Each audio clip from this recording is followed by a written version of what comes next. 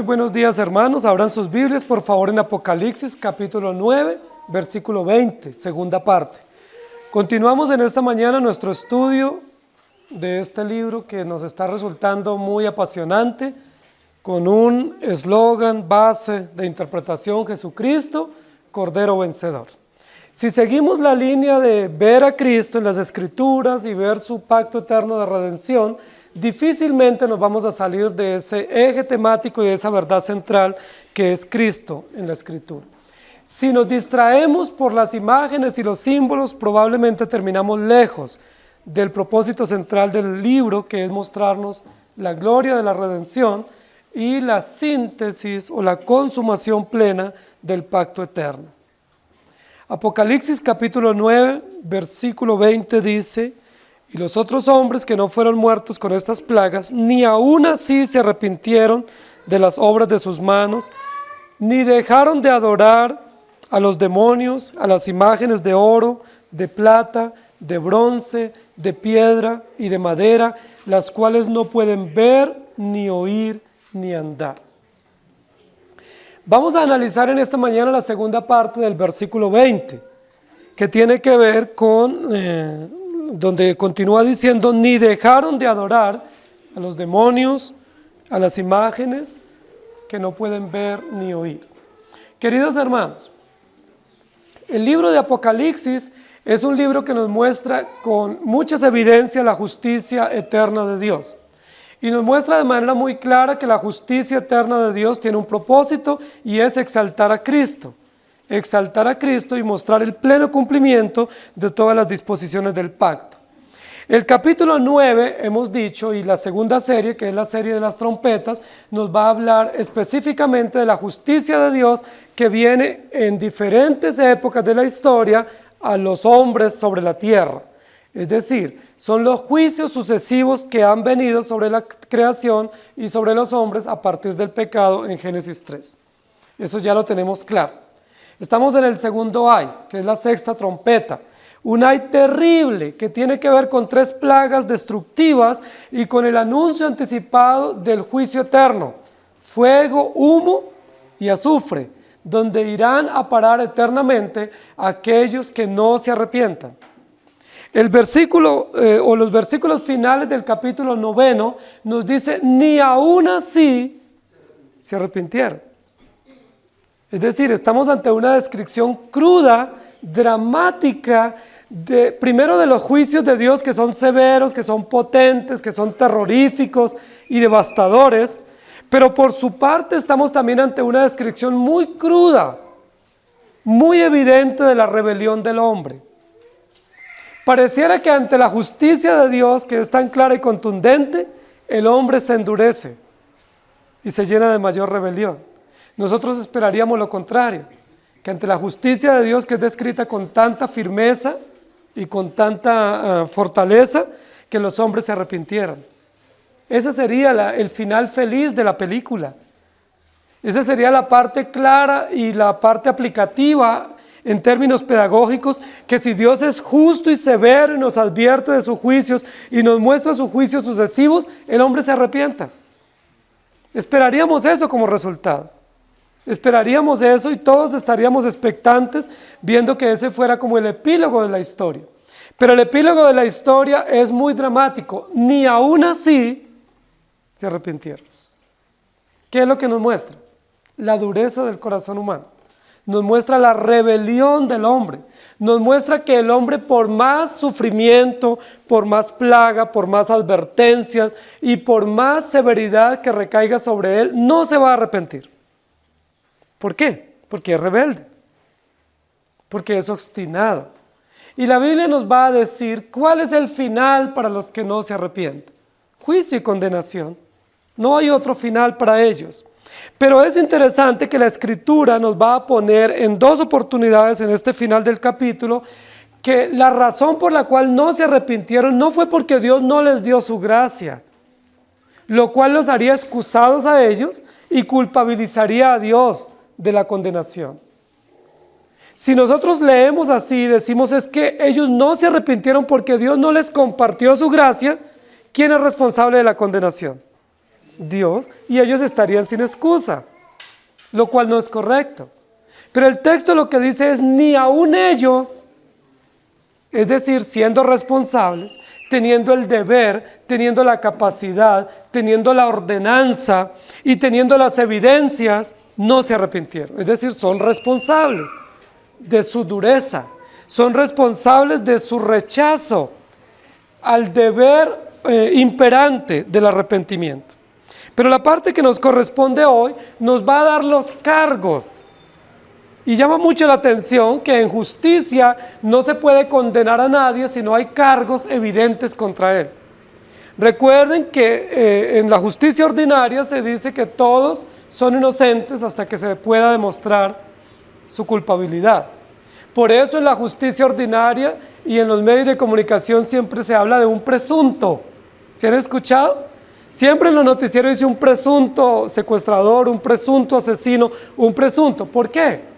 Porque hasta que no se demuestre en un estrado judicial que hay cargos contundentes y se pueda emitir un veredicto, no se puede decir que esa persona es un asesino, o es un secuestrador, o es un violador, hasta que no se demuestre con cargos, es decir, con acciones. Como Dios es justo y Dios es juez y su tribunal está abierto para juzgar a los impíos, Dios no solamente condena sobre la base de su justicia, sino que nos demuestra cuáles son los cargos por los cuales somos condenados. Y eso me parece interesante, porque realmente eso muestra la justicia de Dios.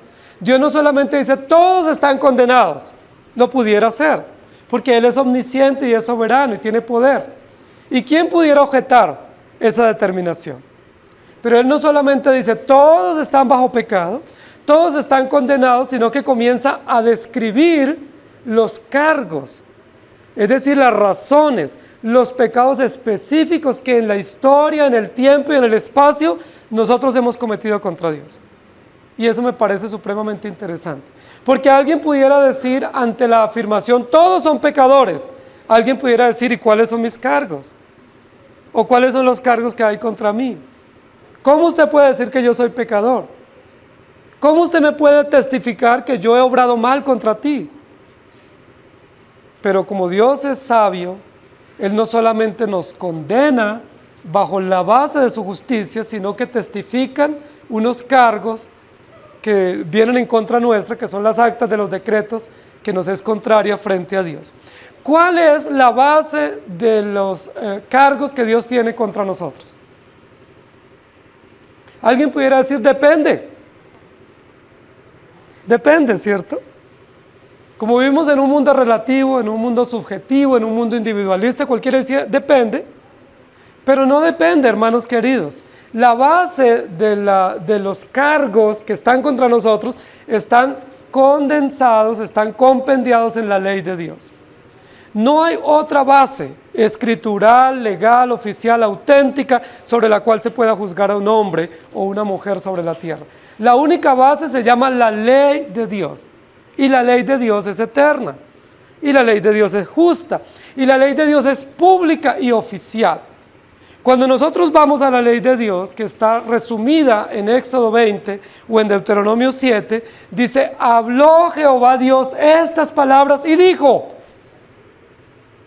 y comienza lo que se ha considerado o se ha llamado el decálogo, es decir, la ley moral o la ley universal que Dios grabó en la conciencia de todo hombre, pero que también hizo pública para que se ejerza justicia y juicio sobre la base de esa ley. Cuando nosotros tenemos frente a nosotros la ley moral pública, no solo grabada en la conciencia, sino base también de juicio público, no tenemos excusa para decir depende. ¿Cuáles son los cargos que Dios tiene contra nosotros? Pues los que están estipulados en la ley moral. Esos son los cargos. Y yo quisiera que ustedes fueran ahí a Éxodo 20 y recordáramos que Éxodo 20 describe de manera sintetizada principios generales, no principios específicos, sino principios generales que abarcan todos los aspectos morales que tienen que ver con el culto, la adoración, el respeto y el reconocimiento de Dios, pero también con el respeto y las buenas relaciones entre los hermanos o entre los ciudadanos o entre los seres humanos, lo que se llamaría en el Nuevo Testamento el amor al prójimo o la compasión o el servicio al prójimo. Jesús en el Nuevo Testamento dijo que toda la ley se resume en 2 mandamientos, que básicamente es uno: amarás a Jehová tu Dios con todo tu corazón, con toda tu alma, con toda tu mente, con todas tus fuerzas, y amarás a tu prójimo como a ti mismo. Es decir, todos los mandamientos, que son los primeros, que es no tendrás dioses ajenos delante de mí, no te harás imagen ni ninguna semejanza, no tomarás el nombre de Jehová tu Dios en vano, y acuérdate del día de reposo para santificarlo. Todos esos primeros 4 mandamientos, o esos primeros mandatos que están en la primera tabla, como algunos han acertado, que probablemente fue así, esos primeros mandamientos de la primera tabla muestran el amor auténtico del hombre hacia Dios. Y la segunda tabla, o los segundos mandamientos, que comienzan con el mandamiento número 5 hasta el número 10, demuestran el amor del hombre por el prójimo, o el amor entre el prójimo. Entonces, queridos hermanos, lo que nos va a decir aquí Apocalipsis capítulo 9, versículo 20, en la parte que nos corresponde hoy, es que los hombres violaron la ley. ¿Cuál parte de la ley violaron? ¿O cuál tabla de la ley violaron? Versículo 20, la primera tabla, o la primera parte, versículo 20. Luego vamos al versículo 21. Pero en el versículo 20, los primeros cargos que Dios presenta contra los impíos, o contra los ateos, o contra los incrédulos, es que ellos violaron de manera deliberada, de manera consciente, de manera responsable la primera tabla de la ley. Es decir, la primera parte: amarás a Jehová tu Dios con todo tu corazón, con toda tu alma, con toda tu mente y con todas tus fuerzas. Esa primera tabla de la ley, o esos primeros mandamientos que muestran el amor o el reconocimiento o la reverencia al Dios creador, se muestra la violación a través de la idolatría, que es lo que nos va a decir aquí el versículo 20 de Apocalipsis. Los hombres que no fueron muertos, ni aún así se arrepintieron, ni aún así dejaron de adorar. Y ese es el título de nuestra predicación hoy: ni dejaron de adorar. Noten que hay 2 denuncias que se hacen en el versículo 20. La primera denuncia es: no se arrepintieron. Es decir, no reconocieron que estaban obrando mal, no reconocieron que debían adorar a Dios, al Dios verdadero, y no reconocieron sus errores, no reconocieron sus faltas, no reconocieron sus pecados, no se arrepintieron. Es decir, no cambiaron de actitud frente a Dios. Pero la segunda denuncia que se hace en el versículo 20 es: ni dejaron de adorar. Y ahí me llama mucho la atención esa expresión, porque esa expresión lo que muestra es que todos los hombres fuimos creados para adorar. Y que todos tenemos la obligación intrínseca de adorar por el mismo acto de la creación. Fuimos creados a imagen y semejanza para reconocer, para adorar, para exaltar, para venerar, para dar culto al Dios creador. Si ustedes notan el preámbulo de los 10 mandamientos, dice: yo soy Jehová tu Dios. Y habló Jehová tu Dios estas palabras y dijo. Es decir, Jehová tu Dios, o Jehová tu Señor, no es Señor solo de los creyentes, y no es Dios solamente de los salvos o de los santos. Es Jehová Dios ¿de quién?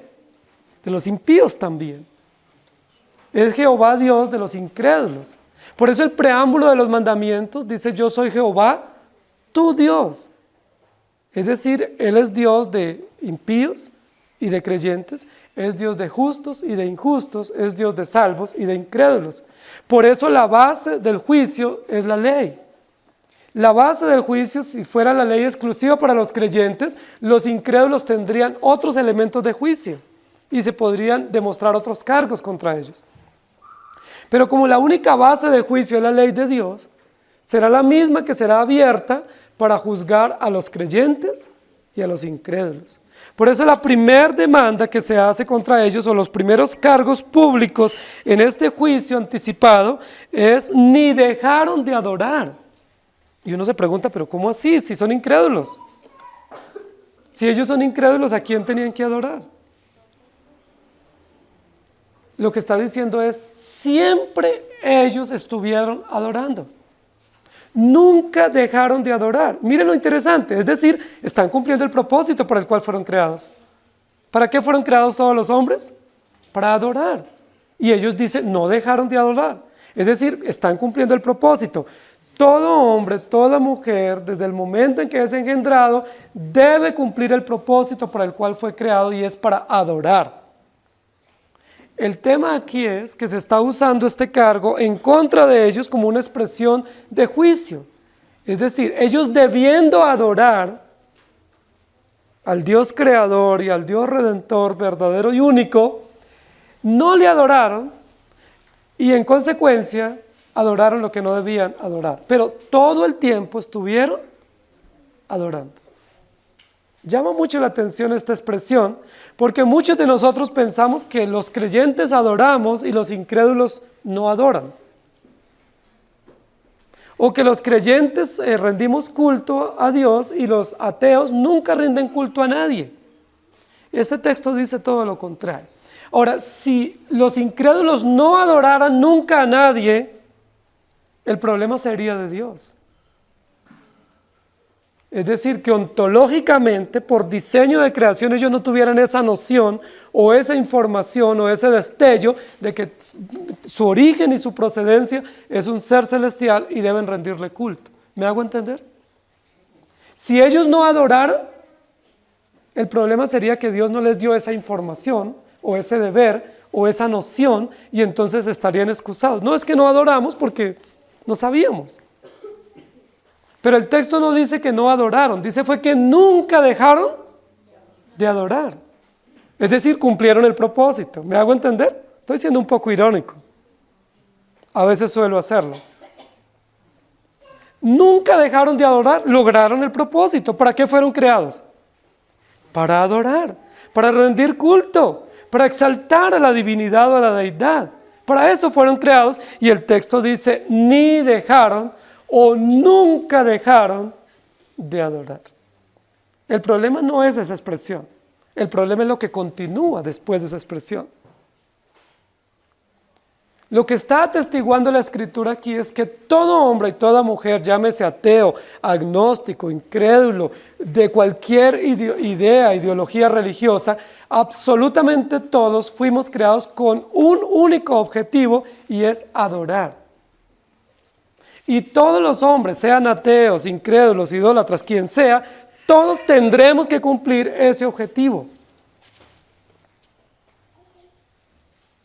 El problema que tenemos aquí, y es la razón por la cual vienen los juicios de Dios y las plagas sobre los incrédulos, es porque fuimos creados para adorar con exclusividad. Es decir, adorar al único Dios, al único Señor, al único Creador, al único Redentor. Pero muchos hombres y muchas mujeres, debido a su propia rebeldía, continúan adorando, es decir, cumpliendo el propósito por el cual fueron creados, pero no adorando de manera exclusiva al único que pertenece toda adoración, todo culto y toda dignidad. Esa es la denuncia. Ellos están cumpliendo en su acto de adorar, pero están incumpliendo en que están adorando no al ser exclusivo y único, al que pertenece todo culto y adoración, sino que están adorando lo que Dios no les permite ni les ordenó hacer. ¿Y eso cómo se llama? Rebeldía. Dos actos de rebeldía denunciados en el versículo 20. No se arrepintieron ni dejaron de adorar lo que no debían de adorar.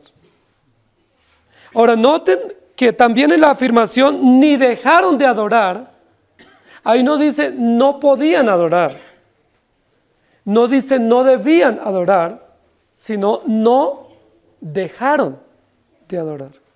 Es decir, hay una noción de responsabilidad, hay una noción de conciencia. Ellos eran conscientes de que no debían adorar de esa manera, pero aún así no dejaban de hacerlo. Eso es importante, hermanos, porque nosotros a veces tenemos la idea de diluir la responsabilidad de las personas, especialmente de los incrédulos. Decimos, no, pues es que ellos no entienden, es que ellos no saben, es que como no tienen el evangelio, es que como no se les ha predicado, y eso en cierta medida tiene razón, pero eso no quita la responsabilidad. Ahí no dice es que ellos no podían o no debían, sino no dejaron. Eran conscientes. Cuando adoraban estos objetos de adoración que ellos le rendían culto, eran conscientes de que lo hacían y que no era lo correcto. Ellos sabían que era incorrecto. Ellos decidieron adorar de manera incorrecta.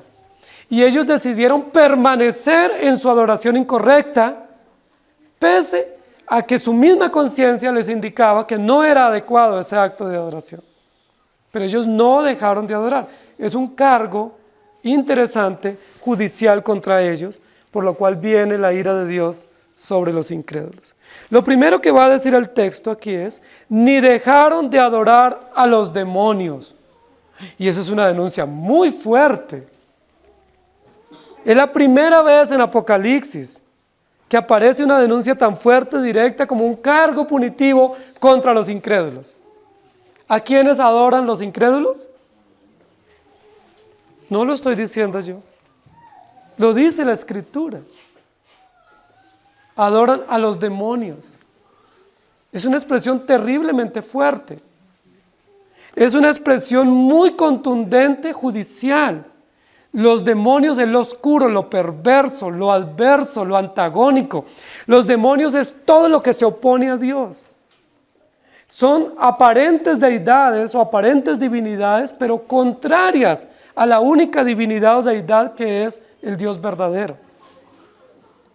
¿Qué dice el primer mandamiento de la ley de Dios? No tendrás dioses ajenos delante de mí. ¿Cuál es el principio absoluto universal del primer mandamiento? El monoteísmo. Hay un solo Dios. Hay un solo Señor, un solo Redentor, un solo Dios, un solo Creador. Y ese único, exclusivo, debe ser adorado con exclusividad. ¿Qué es lo que hacen los ateos? Niegan a ese único Dios. Lo primero que está haciendo aquí el texto es una denuncia contra muchos que se consideran ateos o incrédulos. El incrédulo dice es que yo no creo en Dios. ¿Pero a quién adora? Su propia ideología, sus propias imaginaciones, sus propios conceptos. Adoran aparentes divinidades, ¿cierto? Como el sol, Alá, Buda, Confucio, adoran espíritus, adoran extraterrestres, adoran dioses imaginarios, ¿sí? Todo eso que tiene que ver con la superstición, con el culto idolátrico a deidades no conocidas, a deidades no visibles, se conoce en la Escritura como un culto dedicado a los demonios. La pregunta es, ¿sabe el incrédulo que ese culto que él rinde a esas deidades imaginarias o a esas deidades gnósticas o a esas aparentes deidades invisibles es un culto a los demonios? ¿Él lo sabe? Sí, la Biblia lo dice. Y lo dice en Romanos capítulo 1. Debiendo adorar a Dios porque le conocieron, se envanecieron en sus necios razonamientos y prefirieron dar culto a las criaturas y no al Creador. Estamos entonces ante la primera denuncia que hace el versículo 20 y es la violación a los primeros mandamientos, los que están relacionados con el ser de Dios. Dios es único, hermanos. Y Dios es único, y como Él es único y es todopoderoso y es trascendente y es invisible y es infinito, debemos adorarlo de esa manera. Por eso dice la Biblia, no te imagines a Dios, porque cuando tú te imaginas a Dios, es un culto de demonios. Cuando tú tienes una idea sobre cómo es Dios, su color, su tamaño, su forma, eso es un culto de demonios. Porque a Dios no lo podemos imaginar, porque no lo podemos ver, porque Él es infinito. ¿Cómo le debemos adorar? Dice la Biblia, en espíritu y en verdad. No podemos tener una imagen de Él. No podemos tener un concepto de Él. No podemos decir se parece a o es semejante a, porque ya eso se constituye en lo que denuncia aquí Apocalipsis, que es un culto a los demonios. Hermanos queridos, en la época en que se escribió Apocalipsis, había un auge grande del gnosticismo y de un culto místico, de deidades aparentes, imaginarias, Zeus y todos los dioses griegos que existían en la mitología. Eran dioses míticos, no eran dioses visibles, ¿sí? Representados. Eran dioses imaginarios, eran dioses creados a la imaginación de los servidores. Todos esos dioses míticos que no solo surgen en el pensamiento griego, sino que vienen de las culturas antiguas, dice la Biblia que ese es un culto o una adoración a los demonios. ¿Qué dice la Biblia? Pasan plagas, pasan advertencias, hay grandes mortandades, la tercera parte de los hombres mueren, pero ni aún así dejan de adorar. ¿De adorar a quién? A los demonios. ¿No es eso contradictorio? Adoran a los demonios y suplican a ellos, pero el juicio viene de parte de Dios. Es decir, ellos tratan de distraer la atención y en lugar de arrepentirse, rinden más culto y se vuelve más devoto a esos mitos o a esas imaginaciones que ellos tienen, pero Dios dice, es un culto de demonios. ¿Qué es lo que ellos persisten en su adoración a los demonios? ¿Qué es la información oculta o detrás de esa adoración a los demonios? ¿Qué es lo que ellos quieren hacer? Negar a Dios. Decir Dios no existe. Y si existe, se parece a. Dios no existe. Ese es el tema de los ateos, de los agnósticos. Y ustedes saben que hoy en día, especialmente en nuestra sociedad colombiana, hay un crecimiento muy fuerte, especialmente de ese agnosticismo académico. ¿Sí? Hay un gran agnosticismo, especialmente en las facultades, en la gente de conocimiento, en los medios de comunicación. El agnosticismo, que es una palabra nueva para decir ateísmo, ¿sí? Parece que agnosticismo es una palabra académica profunda. No, hermano, significa ateísmo. Si alguien dice yo soy agnóstico, pues tradúzcase, soy ateo, ¿sí? O si hoy en día alguien dice es que yo soy progresista, tradúzcase también ateísmo, porque es una expresión del ateísmo, es decir, de la negación ¿de quién? Del Dios creador, del Dios único y perfecto. Entonces, ese agnosticismo académico que existe hoy en nuestra sociedad, lo que dice es Dios no existe. Ahora, ellos no se atreven a decirlo abiertamente en la plaza pública. ¿Pero cómo lo dicen? Pues saquemos a Dios de la ley. Saquemos a Dios de los colegios. Saquemos a Dios de las discusiones públicas. Saquemos a Dios de la moral. ¿Por qué tenemos que meter a Dios en la moral? Es que la moral es un asunto de religión, dicen ellos. Saquemos a Dios de la moral. Y hagamos un debate abierto, hagamos un debate académico, hagamos un debate con altura, pero sin Dios.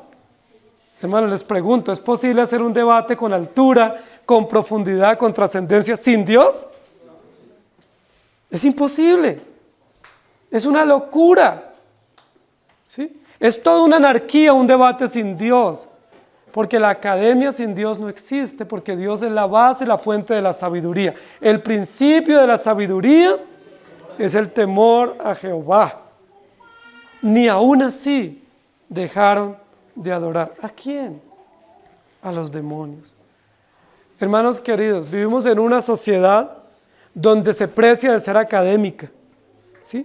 Pasamos de la época del siglo de oro y la edad de la ilustración a una edad moderna de academia, donde la gente es académica, donde hay mucho intelectual, donde todo se resuelve con ideas y con conceptos.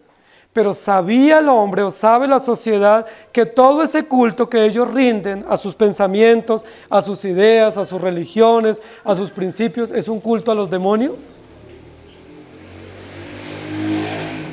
Todo ese pensamiento de la nueva era, todo ese pensamiento gnóstico disfrazado de de medicina alternativa, disfrazado de terapias, disfrazado de yoga, de relajación, de conexión con las entidades de poder. Todo eso es gnosticismo y todo eso es un culto. ¿Qué dice la Biblia? A los demonios. Por eso vienen plagas sobre ellos, porque ellos persisten en negar a Dios. Tan simple que es decir, Dios es creador, en lugar de leernos unos tomos interminables de teorías. Tan simple como decir, Dios es redentor y yo necesito de Él. A leernos unos tomos gruesos de teorías evolutivas, de reencarnación, de teorías de sanación, de teorías de paz. Es tan sencillo. Dios es creador y sustentador. Por eso es simple el Evangelio. Por eso lo rechazan los académicos, porque es muy simple. Es tan simple como que nosotros somos criaturas y Él es creador. Pero ni aún así dejaron de adorar.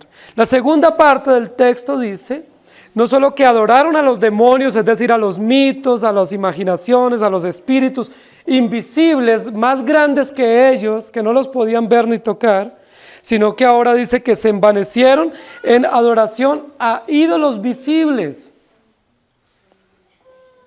de oro, de plata, de bronce, de piedra y de madera. La segunda parte no es una negación a Dios, porque los que adoran imágenes de oro, de plata y de bronce, creen en Dios. ¿Estamos de acuerdo? Ellos creen en Dios. Por eso le rinden culto, por eso tienen un altar para esos ídolos. Ellos creen en Dios y se han hecho diversas imágenes de diverso valor. Si ustedes notan allí la descripción va de más a menos. ¿Sí? De oro, plata, bronce, piedra y madera. Es decir, hay un deterioro, hay una degradación, hay una declinación en los mismos materiales de esos dioses. Es decir, es degradante la adoración, cada vez van tocando fondo en su culto idolátrico. Pero todos los que rinden este tipo de cultos son creyentes. Unos dicen, yo no creo en Dios, y adoran demonios. Pero estos dicen, yo creo en Dios, pero yo me lo imagino de esta manera. A mí me parece. Recuerden, hermanos, nosotros pensamos que solo ahora en América Latina es que tenemos tanta idolatría. Pero recuerden que la idolatría floreció en Caldea, en Babilonia, ¿sí? Entre los egipcios, entre los griegos. ¿Se acuerdan que aún dentro del pueblo hebreo hubo muchos ídolos? En la época del rey Salomón fue donde más ídolos hubo. Por eso hubo paz. Porque cada uno podía adorar su propio ídolo. Recuerden que el periodo de más paz que Israel tuvo fue el reinado de Salomón, pero fue donde más ídolos hubo. Dice la Biblia que en cada monte alto, que en cada colina, que debajo de cada árbol frondoso, ¿qué había? Que a la entrada de cada ciudad, ¿qué había? Aún al lado del templo, que era el templo dedicado a la adoración verdadera, había ídolos. Todas esas mujeres que Salomón coleccionó, traían cada una sus propios ídolos. Eran creyentes. Los que tienen estos ídolos de oro, de madera, de bronce, son creyentes. Pero tienen una imaginación tergiversada y una creencia tergiversada sobre quién es Dios. Ellos dicen, yo creo en Dios, pero ¿saben qué le añaden? Yo creo en Dios a mi manera. ¿Han escuchado? Yo creo en Dios a mi manera. A mí me parece que es así, respéteme. Yo creo en Dios como me enseñó mi abuelita o mi abuelito. Yo creo en Dios como me enseñaron. ¿Y cómo nos enseñaron nuestros padres? Que a Dios se adora a través de una figura, a través de una forma visible, a través de una imagen pequeña que la puedo transportar y la puedo llevar y que se me acomoda a mis necesidades. Primero los demonios, que son invisibles, más grandes que yo, luego adorando imágenes más pequeñas que yo. que les puedo poner en un lugar y les puedo decir que no se muevan y los puedo usar a mi voluntad. Es degradante lo que está diciendo aquí la Escritura. Y es interesante porque no es casual el orden como se presenta. Es decir, estas personas se creyeron muy inteligentes y dijeron, pues hagámonos una figura de Dios, de ese Dios que nos imaginamos, y hagámonos la del material más valioso, oro, de buenos quilates. Y ese nuestro Dios es un Dios valioso, nos costó hacerlo. Pero cada vez la degradación va llevando al hombre, dice, hasta hacer ídolos de madera y de barro, va a decir en otras oportunidades. Es decir, ya ese Dios no es tan valioso, ya ese Dios no es tan importante, ya ese Dios no cuesta mucho hacerlo. Con un poco de arcilla se puede hacer, ¿sí? Con un pedazo de madera, como dice Isaías, se corta un árbol, mitad de esa madera se hace un ídolo y se le rinde culto y la otra mitad se hace para un sancocho. Dice la Biblia, ¿qué necedad? La pregunta es, ¿ellos, los que adoran, saben y entienden que están haciendo mal? Claro que sí. Si decimos que no, es injusto que Dios lo juzgue. Ellos saben que están obrando mal. ¿Cómo arrodillarse ante una imagen de un material hecha por alguien y decirle tú eres mi Dios? ¿Cómo tocarla? ¿Cómo besarla? ¿Cómo pedirle? ¿Cómo irle a hacerle un rezo todos los días? Uno sabe que está obrando mal, porque ese no puede ser el Dios de uno. Esa es la creencia de uno, esa es la religión de uno, pero ese no puede ser el Dios de uno. Porque la Biblia dice, ni ven, ni oyen, ni caminan, y semejantes a ellos son los que les adoran. Ni aún así dejaron de adorar. Los ateos adoran sus mitos, es decir, sus mentiras, sus engaños, y niegan a Dios. Pero los idólatras adoran sus propias imágenes hechas a su propia medida. ¿Ustedes no se han dado cuenta que hay un mercado muy grande de ídolos? Hay almacenes muy variados de ídolos. Y si yo voy a escoger, pues yo elijo el que está de acuerdo a mi presupuesto, de acuerdo a mi necesidad y de acuerdo a mi intención. ¿Eso qué significa? Que yo puedo encontrar mi ídolo a mi tamaño o a mi medida, dependiendo de mi interés. Y a lo largo de la historia ha sucedido eso. Hoy en día nosotros culpamos la religión católica romana, pero no es solo la Iglesia Católica Romana. Recuerden que antes de que existiera la Iglesia Católica Romana, los griegos, los persas, los babilonios, los sirios, los caldeos, tenían un ídolo para cada cosa. Estaba el Dios de la fertilidad, el Dios de la cosecha, el Dios del amor, el Dios de la guerra. Lo mismo. Adoraban el sol, adoraban la lluvia, adoraban los animales. Dice la Biblia que es tan degradante la idolatría y las prácticas idolátricas que terminan adorando los reptiles. De la cadena de los animales, los reptiles serían los inferiores o los insectos. ¿Se acuerda que ya mencionamos aquí en Apocalipsis cómo Dios ve al impío? Como un insecto y como un reptil. ¿Cómo se disfrazó Satanás en el Edén? Como un reptil. Es decir, lo más degradante, lo más bajo. Y dice en Romanos 1 que adoran reptiles. Los dragones, los cocodrilos, reptiles, que el hombre adora. O sea, es que el hombre no tiene inteligencia para saber que ese objeto, así sea cristalino o dorado por el material del cual fue hecho, es un reptil, que es un animal que no sirve para mucho. O sea, ¿será que la inteligencia del hombre no le da para entender eso? ¿Cómo postrarse ante una piedra y decirle, tú eres mi Dios? ¿Falta de inteligencia o exceso de rebeldía? Rebeldía, dice la Biblia. Es la rebelión del hombre contra Dios al que le lleva a decir, no me arrepiento. Yo voy a poner una ilustración, no sé si alguno la recuerda. Cuando sus padres los disciplinaban, a los que los disciplinaban, y les daban con una correa, algunos de ustedes decían, ¿no me dolió?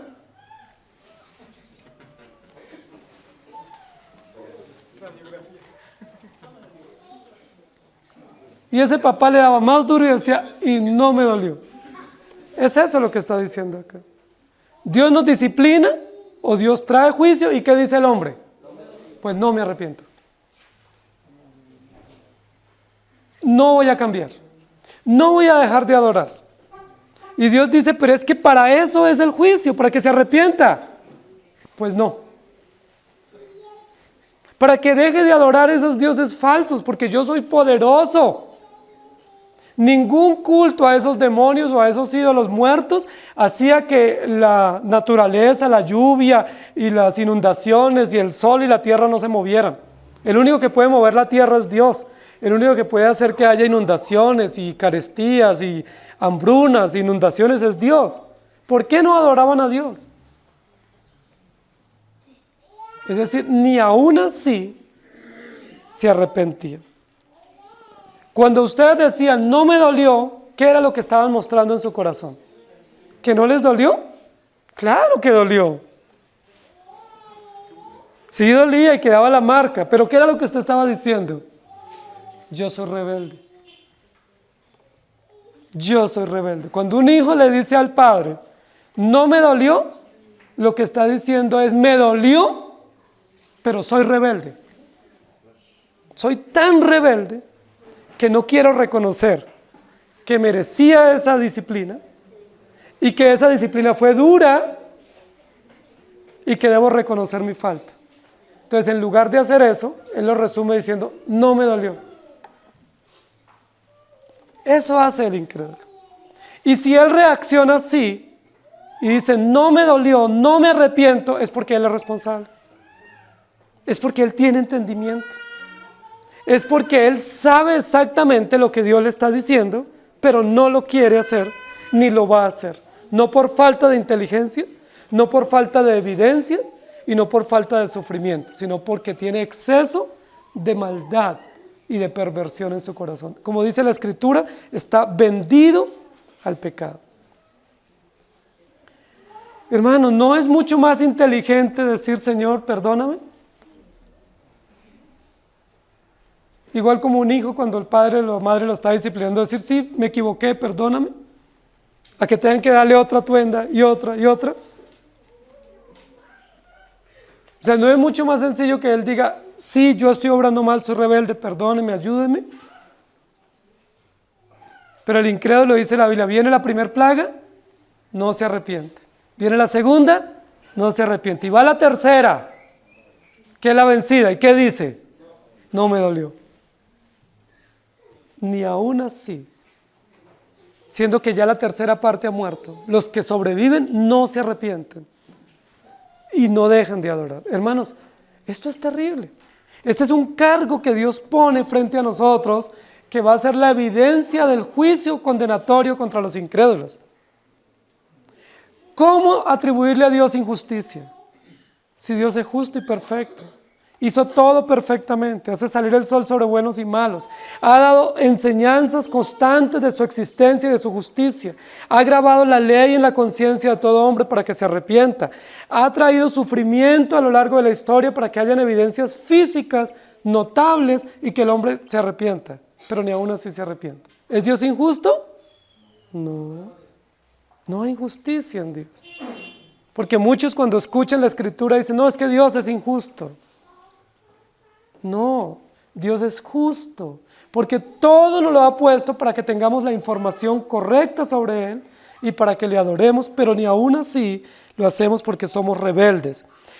No dejaron de adorar imágenes de oro, de plata, de bronce, de piedra y de madera. ¿Cuál es el segundo mandamiento de la ley de Dios?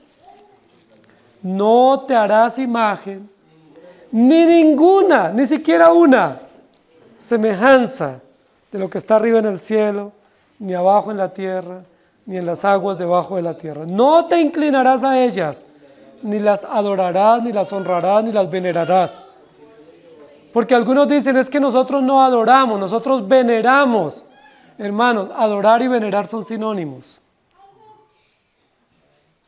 Es rendir culto. Es rendir reverencia y respeto a un ser que yo considero una divinidad. No te inclinarás a ellas. ¿Por qué? Porque yo soy Jehová tu Dios, fuerte, celoso, que visito la maldad de los padres sobre los hijos.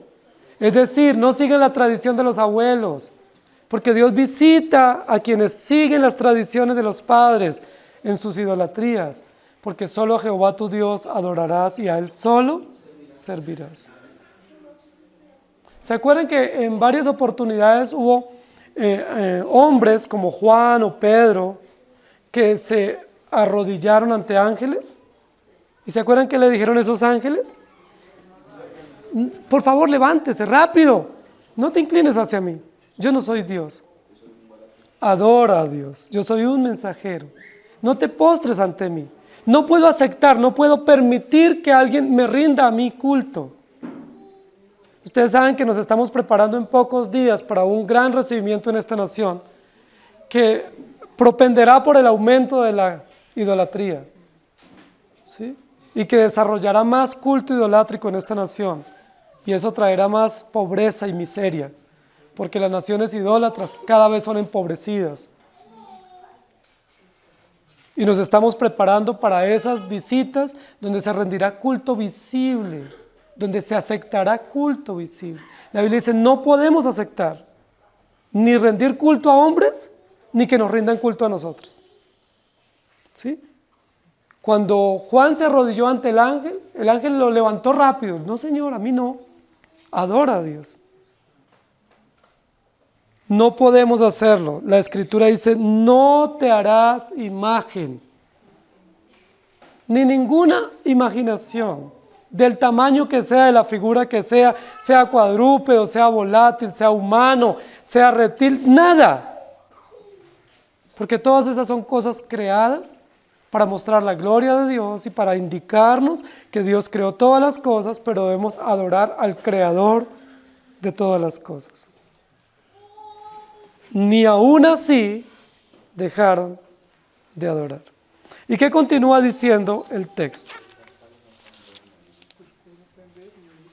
Muy bien, conclusión, ¿no? Las cuales, las imágenes, o los ídolos, o las figuras, no pueden ver, ni oír, ni andar. Mire, hermanos, esto es un insulto a la inteligencia. De verdad. Está en la rebeldía nuestra, que no podemos comprender y discernir que esas figuras, posiblemente atractivas, posiblemente bien lustrosas, pues no pueden ver, ni oír, ni sentir, ni tocar, es decir, son incapaces. Cuando dice no pueden, está contrarrestando con un atributo de nuestro Dios que es todopoderoso. Él todo lo puede. Estos ídolos, estas imágenes, nada pueden. Es terrible. ¿Por qué no adorar al que todo lo puede en lugar de adorar a lo que nada puede?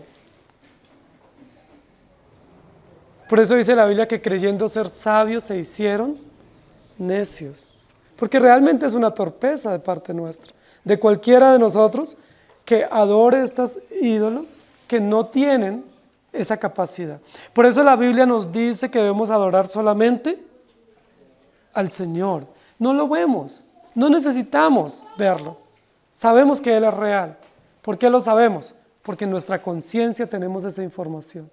Porque en nuestro corazón tenemos esa noción. Y porque su Espíritu Santo nos ha redarguido y nos ha regenerado para que comprendamos que Dios es real y le adoramos en espíritu y en verdad, las cuales no pueden ver, ni oír, ni andar. Tres acciones que son muy significativas en Apocalipsis. Ver. Juan está teniendo una visión y en su visión Juan ve que esas imágenes no ven. Es decir, Dios está recreando nuestros sentidos en Apocalipsis. No pueden oír. Recuerda que parte de la visión era oí, vi, oí. Ahora está diciendo, ellas ni ven ni oyen. Pero ahora dice, no andan, no progresan, no pueden movilizarse. Recuerden que lo que el pueblo estaba necesitando en ese momento, especialmente la iglesia, era quien actuara a favor de ellos, porque estaban siendo perseguidos, torturados, los estaban exiliando. Necesitaban a alguien que actuara. ¿Y quién es el único que puede actuar? Dios, soberanamente, de manera milagrosa, poderosa. Pero dice, ellos no pueden, no es que no quieren, es que no pueden. Para ellos les es imposible porque son cosas hechas por manos de hombres. Por eso dice la Biblia que no se arrepintieron de las obras de sus manos. Y la mayor obra de sus manos, de la cual no se arrepintieron, tiene que ver con la idolatría. No dejaron de adorar las obras de sus manos. Ahora, es interesante porque todo eso es un contraste, porque nosotros somos obra de las manos de Dios. ¿Por qué adorar la obra de nuestras manos? Eso es egolatría. Si nosotros nos hicimos a nosotros mismos, podemos adorarnos. Pero dice la Biblia, nosotros no nos hicimos, nada hemos podido hacer. Recuerden que la ciencia ha avanzado muchísimo, especialmente la medicina. Y la ciencia de la medicina que ha avanzado mucho puede crear órganos, pero los órganos que crea son sintéticos. No son órganos vivos. No pueden crear órganos vivos. Crean órganos sintéticos que pueden ser asimilados por el cuerpo a través de un trasplante, pero no son órganos vivos, nunca serán órganos vivos. Los únicos órganos vivos son los que Dios creó y que se pueden usar a través de una donación de trasplante de órganos, pero el hombre en un laboratorio nunca podrá crear órganos vivos, porque eso es una facultad exclusiva de Dios. El hombre puede transformar, ¿sí?, la materia prima, pero no puede crear. Entonces lo que está diciendo aquí es, estos ídolos nunca podrán tener vida. Y luego va a decir en Apocalipsis, y aún si una de estas imágenes cobrara vida, como la imagen de la bestia. ¿Se acuerdan que han dicho que hay imágenes que lloran, que dicen cosas? Dice, aún si eso sucediera, que una imagen cobrara vida, ¿qué dice la Escritura? No lo crean, no acepten eso, porque no es verdad, porque solo al Señor adorarás y a Él solo servirás. El engaño de Satanás fue que se le rindiera culto a Él. Y a Jesús en la tentación le dice, todo esto te daré, si postrado me adorares. Porque el hombre fue creado para adorar, pero Satanás quiere no solamente negar a Dios, sino tergiversar el carácter de Dios, diciendo que Dios se parece a una figura pequeña, pero también quiere negar el pacto. Si ustedes leen en Éxodo capítulo 20, quisiera que leyéramos ahí algunos textos de Éxodo capítulo 20, dice de la siguiente manera. Dice, y habló Jehová estas palabras, y dijo, yo soy Jehová tu Dios que te saqué de la tierra de Egipto, de casa de servidumbre, no tendrás dioses ajenos delante de mí. ¿Sí? Y todo el contexto de los mandamientos de Dios, absolutamente todo está en el contexto del pacto. Es decir, Dios hizo un pacto y en la expresión o en la manifestación pública del pacto nos dio su ley. Es decir, cuando adoramos imágenes o adoramos demonios, ¿qué negamos? Negamos el pacto. Es decir, negamos a Dios, creador y redentor. Negamos el carácter de Dios, diciendo que Él es pequeño, que es imperfecto, que es incapaz, que necesitamos muchos ídolos que satisfagan todas nuestras necesidades o expectativas. Pero en tercer lugar, negamos el pacto. Porque el pacto de Dios es que Él determinó salvar y salvar a través de Cristo Jesús, dándonos una ley que no podemos cumplir, pero ante la incapacidad del cumplimiento de la ley, Cristo satisfizo las demandas de la ley. Por eso la denuncia que se hace aquí en Apocalipsis es muy fuerte. No dejaron de adorar. Es decir, al continuar adorando, ¿qué hacen? Niegan a Dios. Y ahí está el pecado imperdonable y el texto sobre la blasfemia contra el Espíritu Santo. Por eso es imperdonable. Pero en segundo lugar, al seguir adorando imágenes, niegan el carácter o tergiversan el carácter de Dios.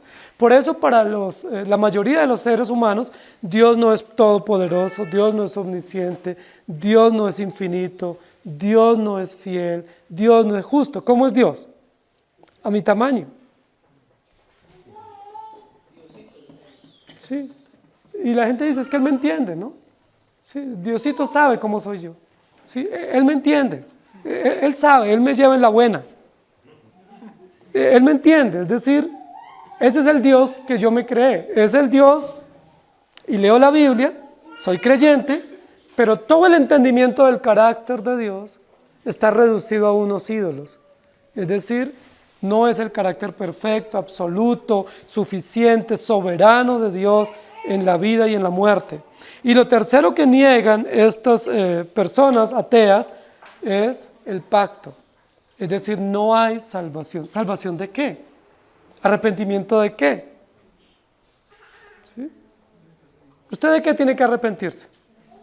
De hecho, uno escucha muchas frases, ¿no? Que dice, mire, haga lo que haga, disfrútelo y no se arrepienta de nada.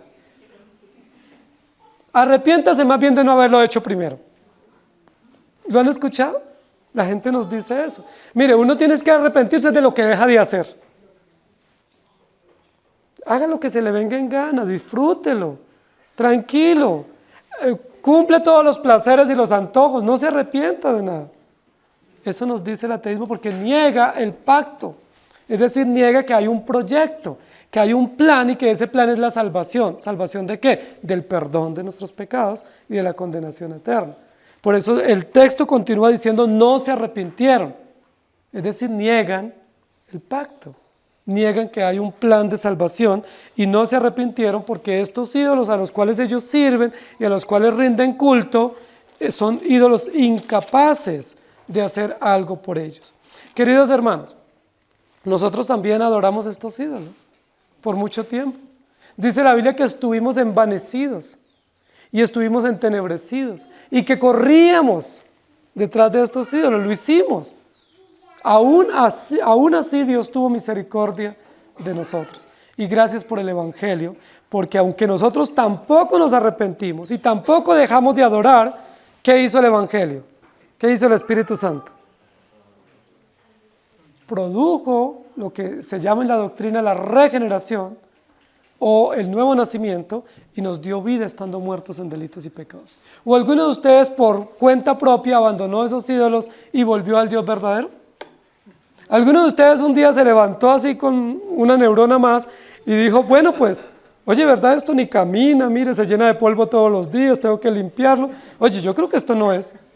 Lo voy a botar y voy a adorar al Dios verdadero. ¿Alguno lo hizo así? No. Algo sucedió diferente. No fue que tomamos conciencia propia, no fue que decidimos. ¿Quién obró? El Espíritu Santo. De manera extraordinaria, dice la Biblia, nos pasó de muerte a vida, nos regeneró y luego lo que amábamos tanto se constituyó en una vergüenza para nosotros y nos arrepentimos y dijimos, Señor, ¿por qué tanto tiempo? ¿Por qué hasta ahora? ¿Por qué hasta ahora entendí que este culto honesto, sincero, devoto que yo elevaba a estos ídolos era falso? ¿Por qué hasta ahora lo entendí? Y nos arrepentimos y Dios ha tenido misericordia de nosotros y esperamos que tenga misericordia de muchos más, pero de aquellos de los cuales Dios no obre por su infinita gracia y que están entregados en delitos y pecados, dice la Biblia que lo único que les espera es la condenación porque no se arrepintieron ni dejaron de adorar. Que el Señor nos ayude a adorar al único Dios verdadero a través de Cristo Jesús. Precioso Señor, gracias por tu palabra. Y gracias por recordarnos que el entendimiento que tenemos ahora no fue producto de una decisión nuestra, sino producto de tu gracia inmerecida. Nosotros no dejamos de adorar. De hecho, aún seguimos adorando ídolos como el dinero, el cuerpo, la fama, cantantes, muchas cosas. Pero gracias porque tú ya nos diste vida, nos regeneraste para ver nuestro pasado y comprender cuán equivocados estábamos. Como dice tu palabra, nos arrepentimos en silicio y en ceniza, porque ahora nos damos cuenta que presumíamos de inteligentes y de religiosos, pero adorábamos lo que no era, no sabíamos y no entendíamos. pero gracias porque nos has dado el Evangelio. Y te rogamos que tenga misericordia de nuestros familiares.